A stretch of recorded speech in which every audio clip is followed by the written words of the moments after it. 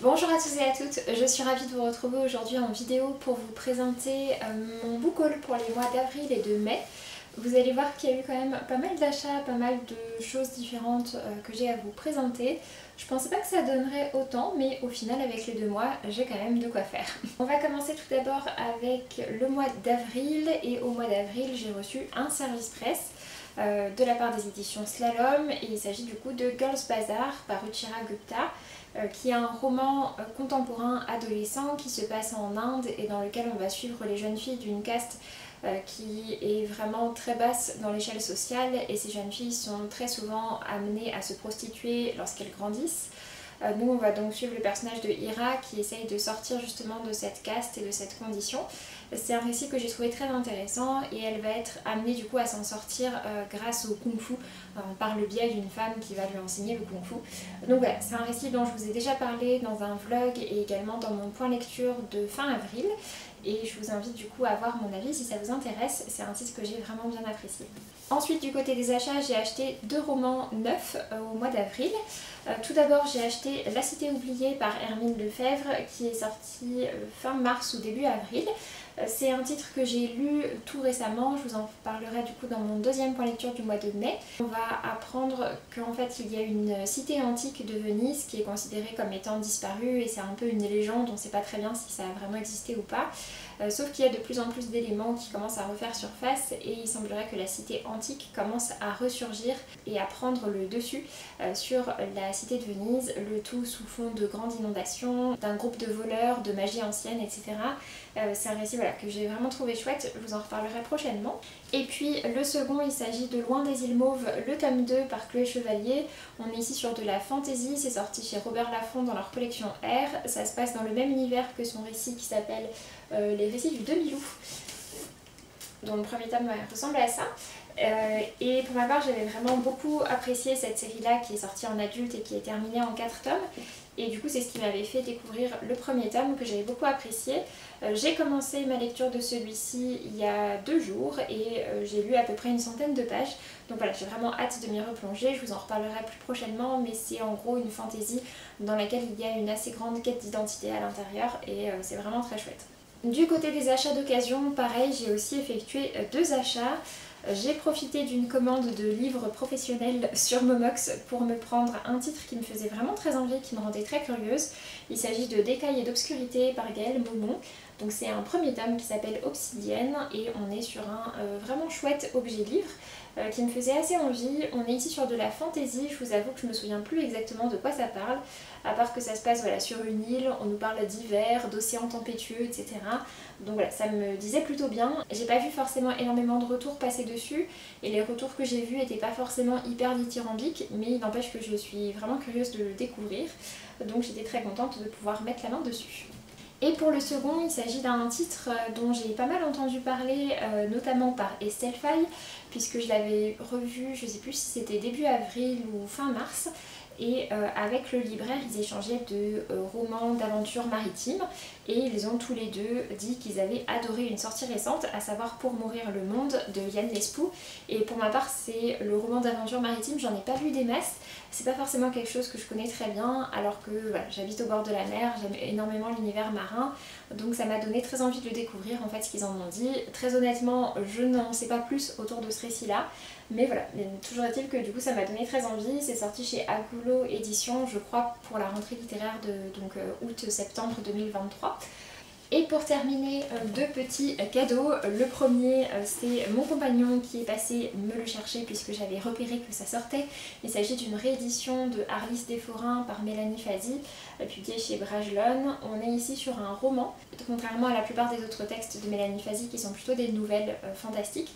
On est donc ici sur un roman fantastique qui n'est pas forcément très long et qui se passe dans un univers de forains. Et donc voilà, ça me disait vraiment bien, je suis vraiment curieuse de voir ce que ça donnera. Je verrai si je me le casse pendant l'été, parce que c'est vrai que le côté forain, fête foraine, cirque, etc. ça peut un peu faire penser à de l'été, ou si je me le garde pour Halloween, étant donné qu'il y a ce côté un peu mystérieux, c'est un roman fantastique. Donc voilà, en tout cas je suis vraiment curieuse de le découvrir, j'aime vraiment le travail de Mélanie Fazi, que ce soit pour ses traductions ou pour ses écrits.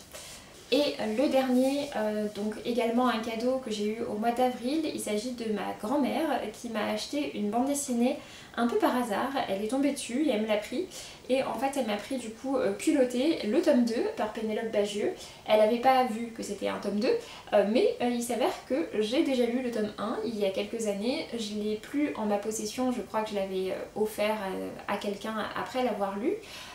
Mais du coup voilà, toujours dit que je n'avais pas lu ce tome 2, donc ce sera l'occasion de le découvrir. Et donc Culotté, c'est des portraits de femmes à chaque fois sous format bande dessinée en quelques planches. Et c'est vraiment très sympa, ça permet d'en apprendre plus sur des femmes, certaines qui sont très connues et d'autres beaucoup moins. Donc voilà. Après ça, on va passer au mois de mai, et le mois de mai ça a été un peu moins raisonnable, mais vous allez voir ça assez rapidement. Pour commencer, du côté des services presse, cette fois-ci au mois de mai j'en ai reçu 2. À la toute fin du mois j'ai reçu Le futur ne sera pas, donc on est toujours aux éditions Slalom. C'est écrit par Bleu Guillou et ça sortait juste là, je crois, le 6 juin. C'est un titre qui me tente vraiment bien, on est sur un récit un peu science-fiction avec un côté super-héros, etc. C'est sorti avec un joli jaspage violet et à l'intérieur, en fait c'est pas le communiqué de presse, c'est une petite lettre d'invitation par rapport au récit, donc je me garde précieusement pour le moment où je commencerai ma lecture. Mais voilà, c'est un titre qui me disait vraiment bien. Je suis curieuse de découvrir du coup l'écriture de Bleu Guillou, que je connais pour son travail d'éditrice, mais j'ai jamais lu ce qu'elle a écrit puisque j'avais pas lu Le Tribut des Dieux, ça m'intéressait pas forcément plus que ça. Mais c'est vrai que celui-ci m'intriguait pas mal, et puis celui qui sort cet été, qui est une fantaisie romaine, m'intrigue vraiment beaucoup pour le coup. Donc voilà, j'ai hâte de découvrir ça. Et le second, celui-ci je l'ai déjà lu, il s'agit de Léon 1916 qui est écrit par Tristan Pichard et qui est donc le récit d'un enfant, d'un adolescent qui va se retrouver pris dans la Première Guerre mondiale. C'est un récit que j'ai lu assez récemment, je vous en parlerai donc dans mon deuxième point lecture du mois de mai qui sera probablement du coup la prochaine vidéo après celle-ci. Ensuite, du côté des achats neufs, tout d'abord, je suis allée au salon Westurland.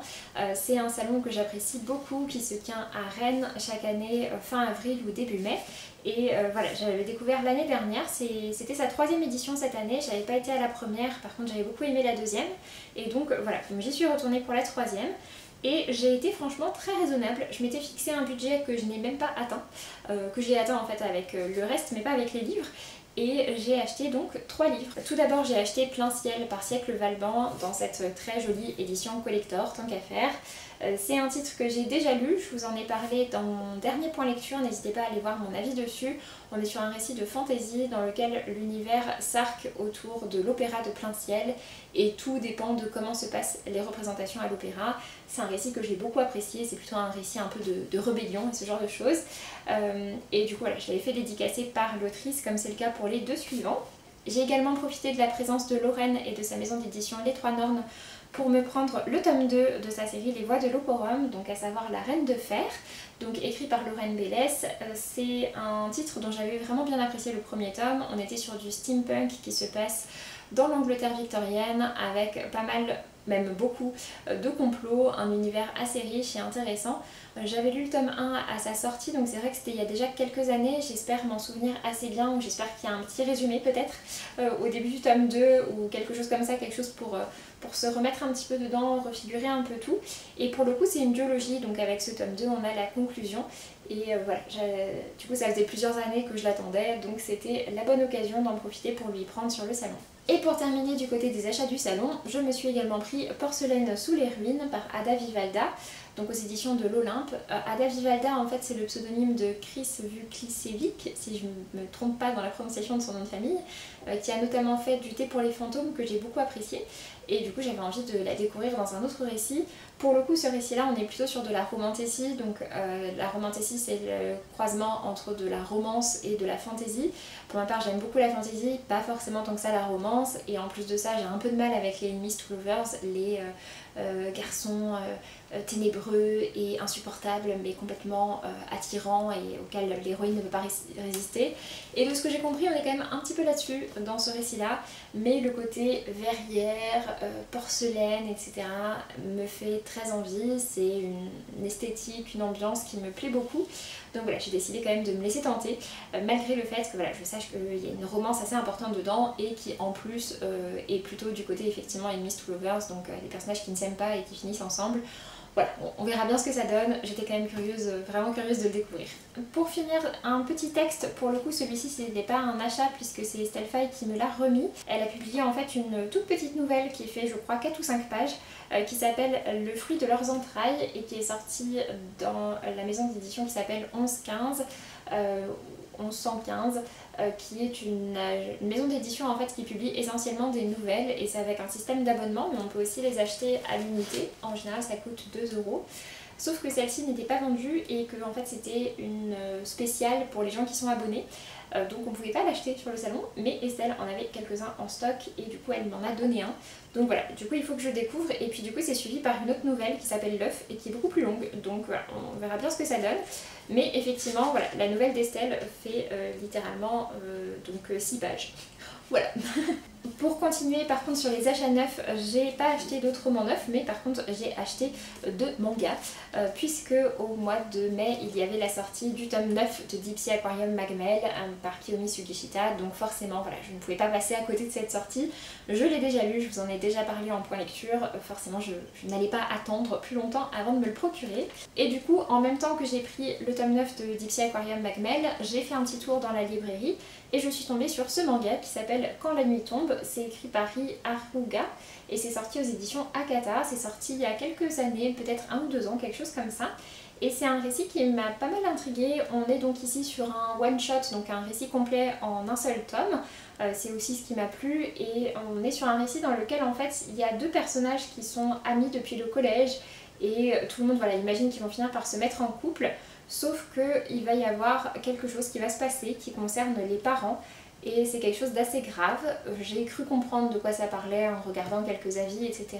Et on va voir comment est-ce que ça va avoir un impact finalement sur ces 2 adolescents qui n'y sont pour rien et qui finalement vont voir les conséquences, les retombées de tout ce qui va se passer entre leurs parents. Je suis passée dans un magasin type Happy Cash, Cash Convertor, etc. Et ils avaient 2 titres qui m'intéressaient beaucoup dans leur collection de graphiques. Tout d'abord, ils avaient Mooncakes par Wendy Xu et Suzanne Walker. C'est publié aux éditions Bliss et on est sur un récit vraiment très mignon autour de la cuisine, de la pâtisserie, etc. avec une histoire d'amitié ou d'amour, je ne sais plus exactement, et des sorcières. Ça me faisait super envie, c'est un titre que je cherchais, que je ziotais sur Vinted pour me le procurer et le découvrir. Donc voilà, quand j'ai vu qu'il l'avait, j'ai pas beaucoup hésité et je me le suis pris. Ça a l'air d'être une lecture vraiment très mignonne. On est sur un récit ici aussi en un seul volume, il est quand même assez long. Et le second que je me suis pris, il s'agit de l'édition de Alice au Pays des Merveilles, qui est illustrée par Benjamin Lacombe, qui est publié aux éditions Soleil dans leur collection Métamorphose. C'est un titre qui est sorti il y a déjà quelques années maintenant, qui avait beaucoup fait parler de lui. C'est vrai que les illustrations sont vraiment très jolies. J'avais déjà eu l'occasion de le feuilleter, de le découvrir. Donc je crois que pour ces 2 titres-là, de mémoire, je les avais payés 7 ou 8 € Mooncakes et puis 14 ou 15 € pour le Alice au Pays des Merveilles. Donc c'était vraiment un prix très intéressant, ça revenait moins cher que le prix d'un seul des 2 en neuf. Et pour terminer rapidement ce petit book haul, je suis passée comme assez souvent en fait dans une boîte aux livres, étant donné que sur notre marché, donc vraiment le marché couvert, il y a un espace avec une buvette et des gens qui se posent et à ces endroits-là il y a des boîtes aux livres et donc à chaque fois qu'on fait notre marché on va jeter un petit coup d'œil, voir s'il y a des choses intéressantes. Et effectivement la dernière fois on est reparti avec pas mal de choses puisqu'Adrien aussi avait trouvé des livres et pour ma part du coup j'en avais pris 2. Tout d'abord j'avais pris La Honte par Annie Ernaux, c'est publié aux éditions Folio. J'ai lu déjà quelques titres de Annie Ernaux, je suis d'ailleurs en train d'en lire un également. Je les ai tous lus pour l'instant en version audio et j'en suis à peut-être celui que j'écoute en ce moment, ça doit être mon 4e ou 5e, quelque chose comme ça. Mais en fait elle a publié pas mal de titres mais qui sont très souvent des titres assez courts comme c'est le cas ici. Donc voilà, du coup celui-ci je ne le connaissais pas et je l'ai pris parce que je suis curieuse de continuer à découvrir le travail de cette autrice. Et le petit deuxième, il s'agit en fait d'un recueil qui s'appelle L'amour c'est, et donc c'est fait par 200 auteurs avec des textes illustrés par Jacques Cor, je sais pas, avec une préface de Baptiste Beaulieu. Et donc c'était un titre qui était sorti il y a quelques années avec des bénéfices qui étaient reversés notamment au Rire Médecin. Et donc voilà, on est sur des petits textes comme ça à chaque fois avec une illustration en face. Et donc il y a énormément d'auteurs différents qui ont participé.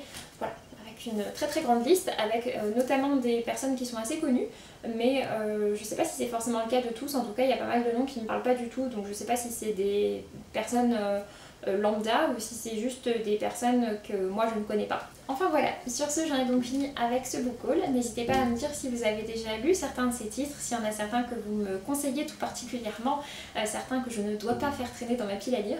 N'hésitez pas à me dire ça. Et puis donc pour ma part je vous laisse et je vous dis à très bientôt pour une prochaine vidéo. Salut!